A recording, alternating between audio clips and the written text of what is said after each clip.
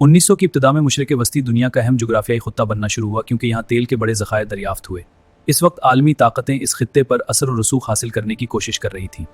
دوسری عالمی جنگ کے بعد امریکہ دنیا کی بڑی معاشی اور فوجی طاقت بن کر ابھرا اور اس نے مشرق وسطی میں سیاسی اور معاشی مفادات بڑھانے شروع کر دیے۔ ایران میں اس وقت بادشاہت کا نظام تھا اور ملک کے تیل کے وسائل بیرونی کمپنیوں کے کنٹرول میں تھے۔ 1950 کی دہائی میں ایران میں قومی خود مختاری کی تحریک زور پکڑ رہی تھی۔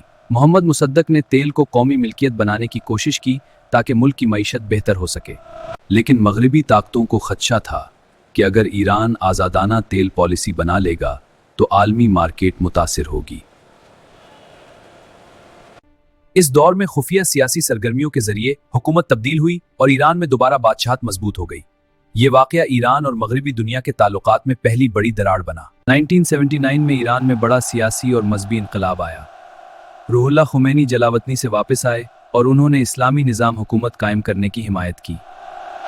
امریکہ کے ساتھ اس انقلاب کے بعد امریکہ کے ساتھ تعلقات تیزی سے خراب ہونے لگے کیونکہ نئی حکومت نے مغربی سیاسی اثر کو کم کرنا شروع کیا۔ اسی سال تہران میں امریکی سفارت خانے پر حملہ ہوا اور کئی افراد کئی ماہ تک یرغمال رہے۔ یہ واقعہ عالمی سیاست میں بہت بڑا بحران بنا۔ 1979 کے بعد ایران نے اسرائیل کو تسلیم نہیں کیا۔ ایران کی پالیسی فلسطینی علاقوں کے مسئلے کو عالمی سطح پر اٹھانے کی رہی۔ دوسری طرف اسرائیل اپنی قومی سلامتی کو اہم سمجھتا کو بڑھا رہا ہے۔ 2000 کے بعد عالمی سیاست میں ایک نیا تنازع شروع ہوا۔ امریکہ اور اسرائیل کو شک تھا کہ ایران جوہری ٹیکنالوجی کو فوجی مقاصد کے لیے استعمال کر سکتا ہے۔ حکومت بار بار کہتی رہی کہ اس کا جوہری پروگرام صرف توانائی اور سائنسی تحقیق کے لیے ہے۔ اقوام متحدہ نے اس مسئلے پر مذاکرات اور پابندیوں کی کوشش کی۔ مشرق وسطی میں براہ راست بڑی جنگ کم ہوئی لیکن غیر براہ راست تنازعات زیادہ رہے۔